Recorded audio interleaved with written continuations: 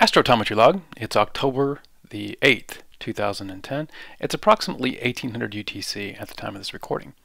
This is an earthquake watch based on the following coronal disturbances. And we saw a 6.3 in near Halmahera, Indonesia recently that might be correlated with this particular disturbance that opened earlier. You can see back on the 5th, this disturbance was present, and then on the 6th, this disturbance forms. And it's this one that I'm more concerned about, the more northern one, because of its proximity to this active region and because of how quickly it seems to have changed. There was this collapse of a magnetic filament. You see this filament running right here. It collapses suddenly, and right after it collapses, there is a sort of movement that opens this coronal hole rather suddenly, which is not a good indicator with respect to where the active region is. And so this is something that I'm going to be watching. It could be that this would be above 6.5.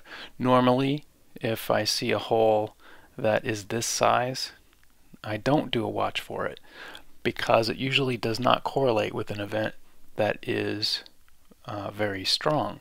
But considering how quickly it formed and this other feature, I'm going to go ahead and do a watch for this near 25, 26 north latitude, and possibly another one if the one in Halmahera was not this other hole.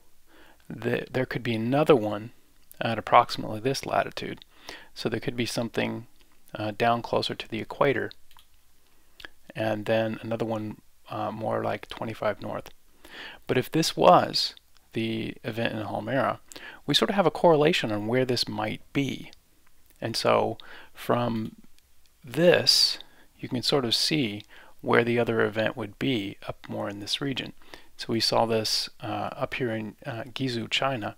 This would be about the region relative to what we're seeing on the sun. It could also be up here.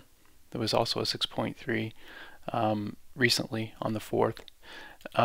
But the other possibility, because of the way that the hypertime map works, because of the composite nature of the time space, it could be over here along up here more.